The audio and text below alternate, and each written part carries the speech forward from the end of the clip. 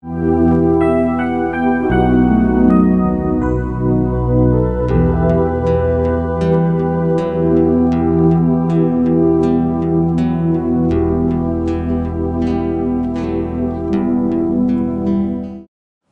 앞서 2주 동안 두 분 장로님의 말씀을 통해서 큰 은혜를 받았습니다. 목사님으로부터 예배 인도를 처음 부탁받았을 때 무슨 말씀을 해야 하나 그것 때문에 고민한 것이 아니고요. 도무지 자격이 없는 제가 어떻게 이 강단에 설 수 있을까 솔직히 그 문제로 갈등했습니다. 아무리 생각해도 신앙적으로나 인간적으로나 경륜이나 모든 면에서 이 자리에 설 자격이 없는 것이 분명했습니다. 제 모든 죄와 허물을 십자가 아래 감춰주시는 주님만을 의뢰하고 이 자리에 섰음을 먼저 고백드립니다. 성경을 읽을 때 가장 가슴 뛰는 구절 중 하나가 하나님을 향한 감사와 사랑의 고백이라고 합니다. 그런데 하나님에 대한 사랑의 고백은 평탄한 삶을 살았던 인물이 아니라 역경 속에서도 하나님의 도우심으로 고난을 극복해온 인물들에 의해 더 자주 표현되고 있습니다. 오늘 본문은 다윗이 쓴 찬양시로서 하나님께서 행하신 모든 일로 인하여 감사하는 내용입니다. 성경에 나오는 인물 중 가장 극적으로 사는 사람이 바로 다윗입니다. 다윗의 일생은 굽이굽이 고난의 연속이었습니다. 그가 어려움에 처해 생명마저 위태로운 상황에서도 하나님께서는 안전하게 보호해 주시는 요새가 되어주셨고 또 그의 힘이 되어서 어떤 강한 적도 그를 해치지 못하고 오히려 그들을 이기게 했습니다. 그가 체험한 모든 일이 하나님께 감사드릴 주제가 되었던 것입니다. 많은 분들이 알고 있는 이야기지만 다시 한번 은혜를 나누고 싶은 이야기가 있습니다. 어떤 그리스도인이 꿈을 꾸었습니다. 넓은 해변에 긴 백사장이 펼쳐져 있고 그 위에 그가 걸어온 발자국이 찍혀 있었습니다. 그런데 그 발자국 옆에는 큼직한 또 하나의 발자국이 찍혀 있었습니다. 그것은 늘 그와 동행해 주신 예수님의 발자국이었습니다. 그런데 어느 지점부터 그 두 개 중 하나의 발자국이 사라졌습니다. 가만히 생각해 보니 그때가 자기 일생에 있어서 가장 힘들었던 때였던 것 같습니다. 이런 생각이 들었습니다. 저때 내가 그렇게 힘들었던 이유가 예수님이 나와 함께 하지 않았기 때문이었구나.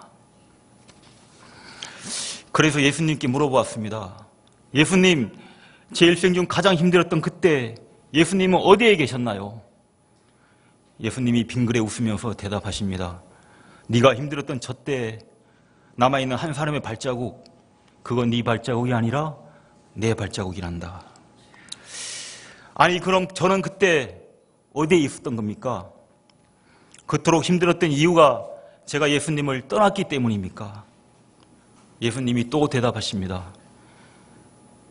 아니 그때는 네가 너무 힘들어하길래 내가 너를 업고 그렇단다. 저는 언젠가 설교 중에 이 이야기를 들으면서 그 후에 인생을 살아갈 때 힘겨울 때마다 이 이야기를 떠올리곤 합니다. 삶에 지치고 힘들었던 그 순간에 우리는 어쩌면 하나님을 원망했을지도 모릅니다. 내가 이렇게 힘든데 도대체 하나님은 어디에 계시느냐고요. 그러나 그 순간에도 하나님은 당신의 백성을 날개하며 품으시고 지치고 지친 우리를 업고 걸으십니다. 오늘 본문 다윗의 경우도 마찬가지입니다. 이제 다윗은 승리했고 가장 힘들었던 때를 회상해 봅니다. 이리 뛰고 저리 뛰느라 너무 힘들고 쓰러질 것만 같았던 지난 날들. 그런데 그때에도 다윗이 홀로 뛰었던 것이 아니었습니다. 바위를 반석과 요새서 막 다녔지만 진정한 다윗의 반석과 요새는 그것들이 아니라 자기를 업고 계셨던 하나님이 주셨던 것을 깨달았습니다. 다윗의 승리는 바로 구원의 뿌리신 여호와의 승리였던 것입니다. 다윗의 위대한 찬양시이자 승전가인 시편 18편은 가장 힘들었던 그 당시 자기를 업고 다녔던 하나님의 숨소리를 기억하면서 부르는 감사 찬양이라고 할 수 있습니다. 이번에 목사님께서는 고민하는 저희들에게 성경풀이보다는 간증식 설교를 권해주셨습니다. 말씀을 준비하면서 잊고 지냈던 제 지난날을 돌아보는 계기가 되었습니다. 저는 경북 영주에서 태어나서 어린 시절을 보냈습니다. 영주는 김정수 목사님 또 김동인 집사님 고향이 봉화 옆에 있는 동네로 인구 약 10만 명의 작은 도시입니다. 그곳 지역 분위기도 그렇고요. 저희 집안 전체가 매우 보수적인 유교 집안이었습니다. 집안 전체를 통틀어서 제가 처음으로 교회를 다니는 그리스도인이 되었습니다. 그래서 신앙생활 초창기엔 문중의 견제와 반대도 심했습니다. 초등학교 때는 교회를 다니지 않았음에도 참 신기하게도 저는 혼자서 하나님의 존재를 느끼기 시작했습니다. 저는 지금도 이것을 하나님의 예비하심, 하나님의 은혜가 아닐까 그렇게 생각을 합니다. 초등학교 5학년 무렵인 배운 적도 없는데 기도를 시작했습니다. 예를 들면 집안에 급히 들어갈 일이 있는데 마침 열쇠를 잃어버려서 자물쇠를 열 수가 없습니다. 하는 수 없이 열쇠 대신 철사를 급히 구해서 자물통을 열려고 애를 씁니다. 그러면서 제발 속히 이게 열리게 해달라고 하나님께 기도를 드립니다.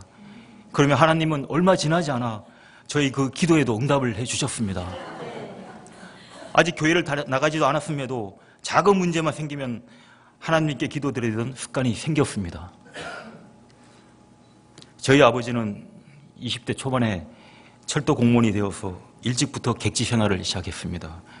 그러다 보니 그만 젊은 나이에 술을 접하게 되었고 어느새 매일같이 술에 젖어 살게 됐습니다. 안타까운 건 술을 좋아하는 반면에 술을 조금만 과하게 드시면 이겨내지를 못하고 정신을 잃어버리는 그런 약한 체질이었습니다. 그러한 연유로 평소에는 말씀이 적고 유순하셨지만 술만 드시면 넘어져서 온몸을 다치거나 길에서 의식을 잃고 쓰러져 자는 등 술과 관련된 사건 사고가 무척이나 많았습니다.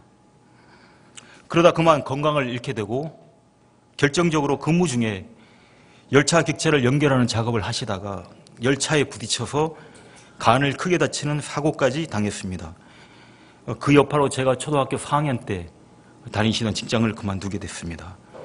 고정적인 수업이 사라지다 보니 당연히 가정에 경제적 어려움이 닥쳐왔고 그때부터 어머니는 옷을 싸게 떼어다가 노조에서 파는 떠돌이 행상을 시작했습니다. 시골 오일장터를 옮겨 다니면서 자판에서 옷을 팔다가 일주일이나 2주일 정도의 집에 한 번씩 돌아오시곤 했습니다. 그리고 엉망이 된 집안을 대충 정리하신 후에 하루 이틀 지나면 다시 떠나시곤 했습니다.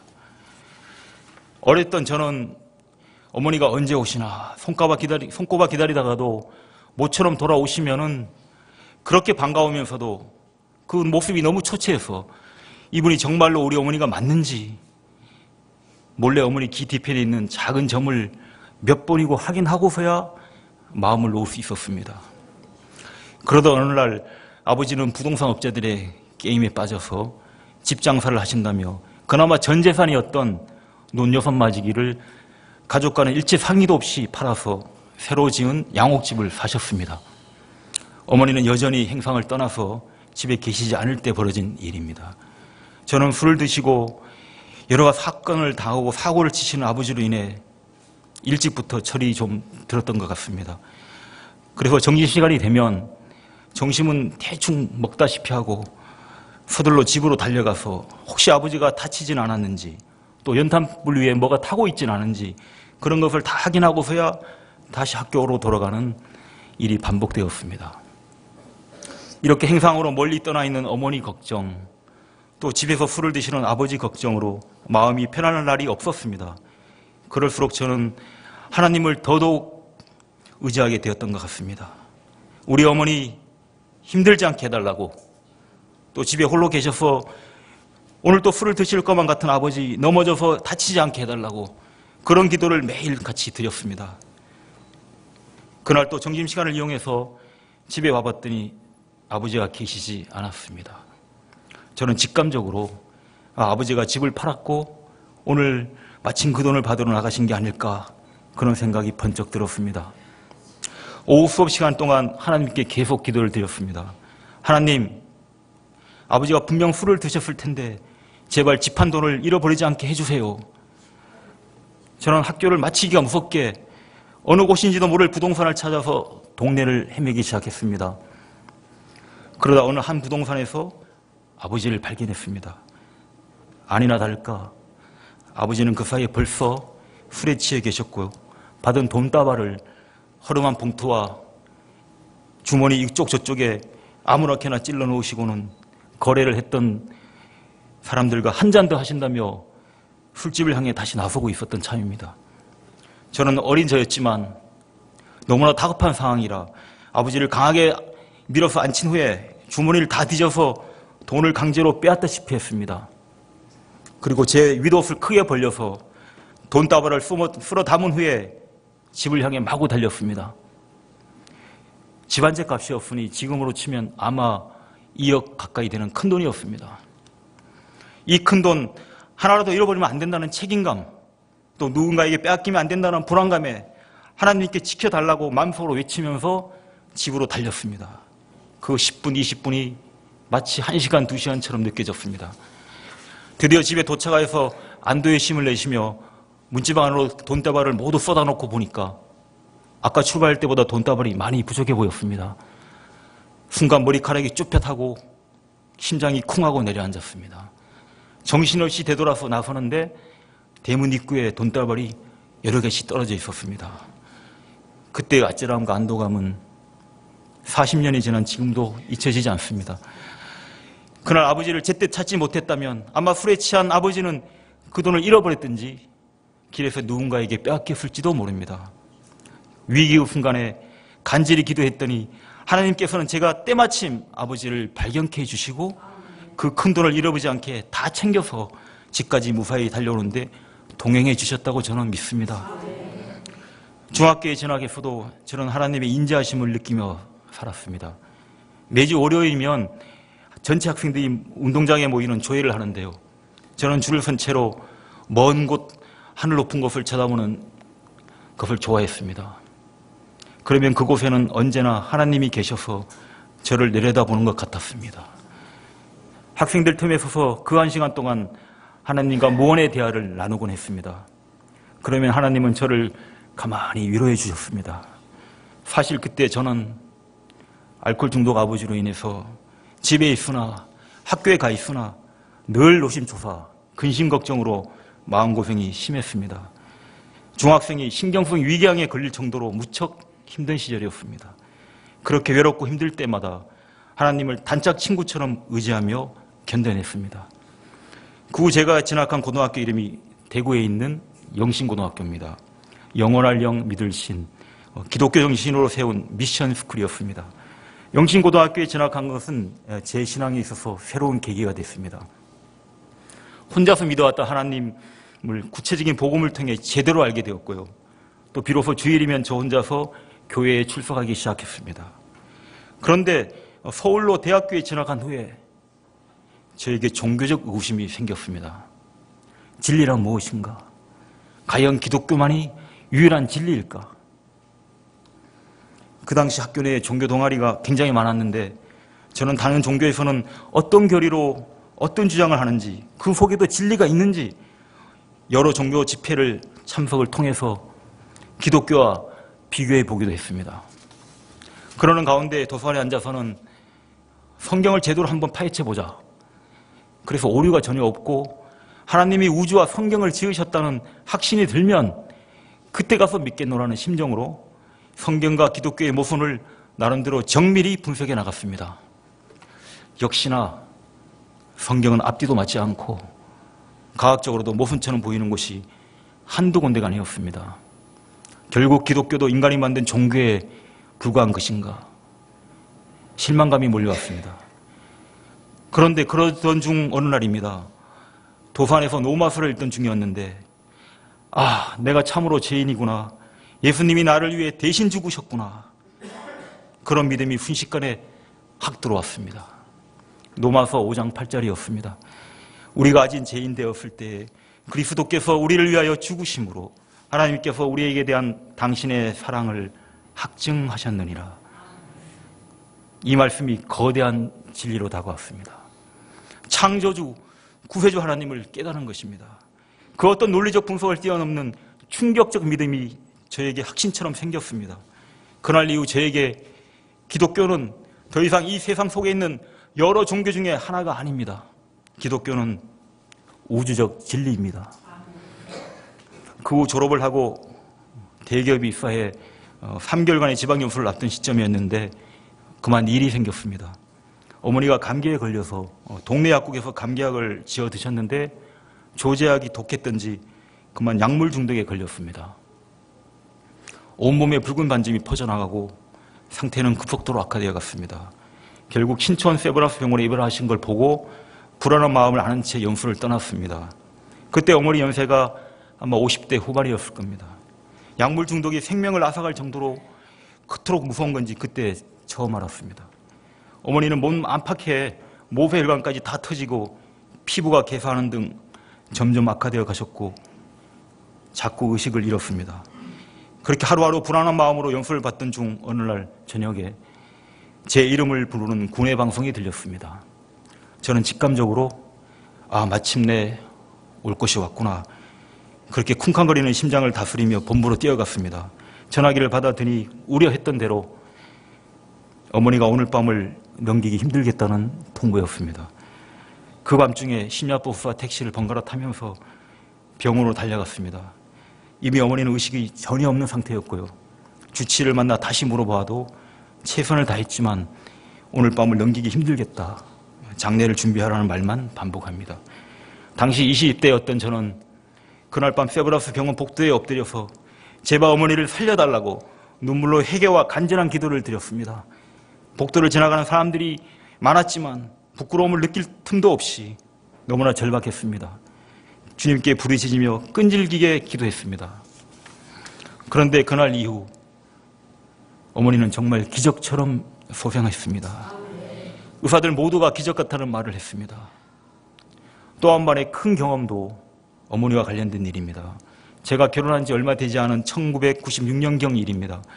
어머니께서 소화 기능에 이상이 느껴져서 동네 병원에서 검사를 받아보니 큰 병원에 가셔야 되겠다고 했습니다. 이번에도 가장 가까운 세브란스 병원으로 갔습니다. 각종 검사를 해본 결과 슬기암으로 판정이 되었고요. 너무 늦어서 수술을 해도 6개월 시한부라는 말을 의사로부터 들었습니다. 며칠 후 어머니는 슬기암 제거 수술을 받으셨고 저희 부부는 직장일을 마치면 바로 병실로 가서 밤새 교대로 병 간호를 하다가 그 다음날 회사로 출근하곤 했습니다. 그런데 세브란스 병원에 그 당시에 기도실이 참 잘 되어 있었습니다. 저는 병원에 도착하면 누워 계시는 어머니께 짧은 인사를 먼저 드린 후에 얼른 조용한 기도실로 갔습니다. 그곳에서 어머니께 하나님께 어머니를 다시 한번 소생시켜달라고 기적을 베풀어 달라고 기도를 드렸습니다. 그곳에서 기도를 드릴 때면 힘들고 불안한 마음이 편안해지는 걸 느꼈습니다. 그러던 어느 날 회사에서 근무를 하고 있는데 수술을 도왔던 병원 레지던트에서 전화가 걸려왔습니다. 수술 중에 떼어내었던 슬개 조직 검사를 해보니까 그 결과 암세포를 발견하지 못했다는 겁니다. 저는 이 일이 어떻게 가능한지 의학적으로는 아직도 알지 못합니다. 그러나 저는 그때나 지금이나 하나님께서 어머니와 저희 가족을 불쌍히 여겨서 그 밤에 암 조직을 암이 아닌 것으로 변화시켜 주신 것이라고 굳게 믿고 있습니다. 이러한 위기들을 하나님의 도우심으로 기적처럼 이겨내면서 저는 하나님의 살아계심과 때를 따라 역사하심을 믿게 되었습니다. 저희 어머니는 지금 슬기 없는 사람입니다. 성도님 여러분, 저는 오늘 본문 말씀을 통해 우리가 고난에 처해 있을 때 어떻게 힘을 얻을 수 있는지 몇 가지를 생각해 보았습니다. 첫째로, 하나님을 사랑할 때 힘을 얻습니다. 나의 힘이 되신 여호와여, 내가 주를 사랑하나이다. 이 세상에서 가장 위대한 힘이 있다면 바로 사랑의 힘입니다.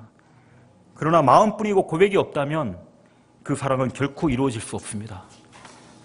다윗은 하나님의 사랑을 진정으로 느꼈고 그 사랑을 경험했기에 하나님이 나의 힘이라고 담대히 고백했습니다. 다윗처럼 나의 힘이 되신 주님을 사랑합니다 라고 고백하며 날마다 승리하는 우리가 되었으면 합니다. 둘째로, 3절에 있듯이 하나님을 찬송할 때 힘을 얻습니다. 우리가 찬송을 할 때 하나님은 영광을 받으시고 주님의 영이 임하시고 기적이 일어납니다. 종교개혁자 마틴 루터는 죽음을 무릅쓰고 종교개혁을 할 때 내 주는 강한 성이요 방패와 병기 되시니 큰 환난에서 우리를 구하여 내시리로다. 이렇게 찬양을 하면서 힘을 얻고 당당하게 나아갔다고 합니다. 셋째, 기도할 때 힘을 얻습니다. 본문 6절에서도 환난 중에 부르짖어 기도했더니 하나님이 들어주셨다고 말하고 있습니다. 우리 기독교인들은 큰 어려움을 당하고 나면 이러한 진리를 알게 되는 것 같습니다. 평상시에는 여러 곳에서 많은 도움을 받고 있다 하다고 막상 큰 어려움을 당할 때에는 결국 하나님밖에 없습니다. 저는 오늘 예배에 참석한 학생들을 위해 특별히 일부 예배 때 준비한 이야기가 있었습니다. 여러 성도님들 같이 나누시면 좋겠다는 생각이 들어서 말씀을 전하겠습니다. 현재 미국에서 암 전문 의사로 활동하고 있는 원정수 권사라는 분에 관한 이야기입니다. 저는 오래전 이분의 간증을 녹음 테이프를 통해 들으면서 참 많은 감명을 받았었습니다. 그중 기억에 남는 한 가지만 소개해드리겠습니다. 그분의 어머니는 삭바느질로 집안을 꾸려가면서도 가정예배와 새벽기도를 빠지지 않는 분이었다고 합니다. 어머니의 신앙에 영향을 받은 그는 어린 학창시절부터 신앙에 몰입했고 거의 매일 교회에서 철야기도를 드렸습니다.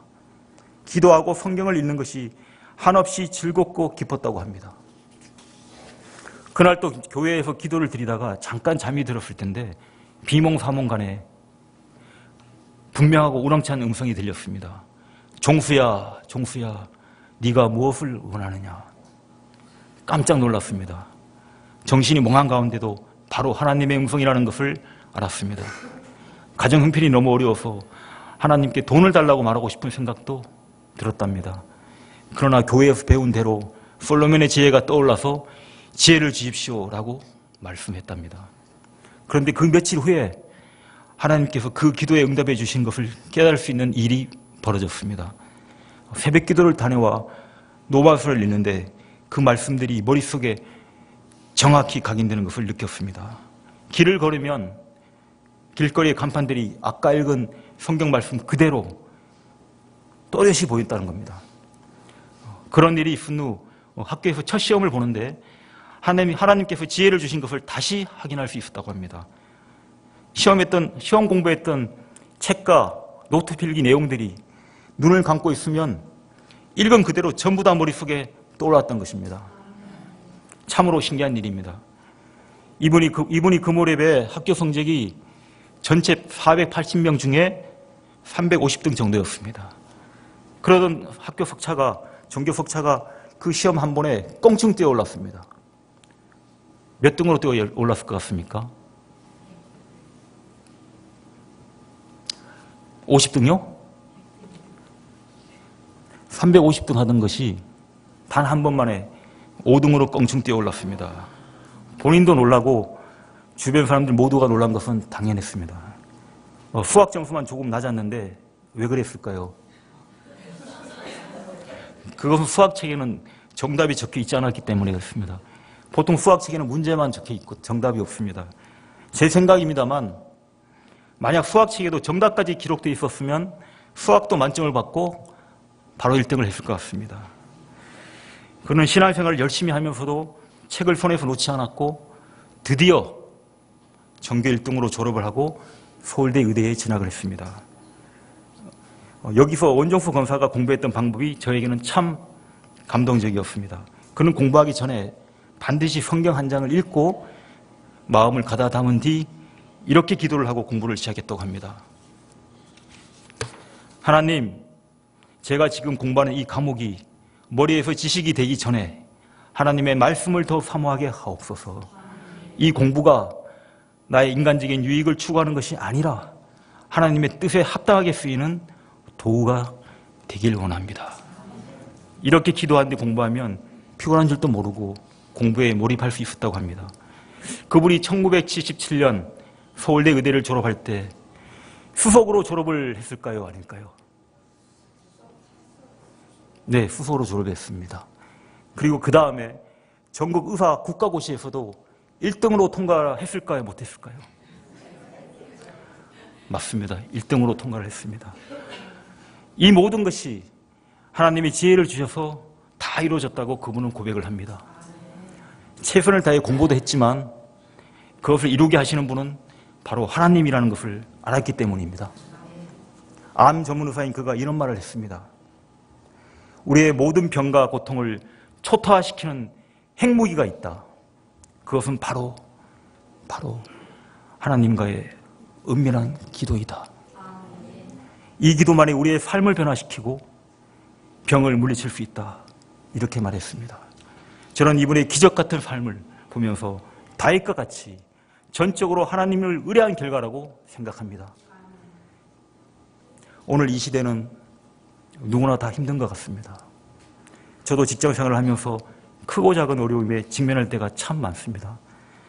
큰 프로젝트를 맡아서 일정 안에 마무리해서 보고해야 하고 하는데 시간에 쫓기고 체력과 지혜는 바닥이 나 있습니다.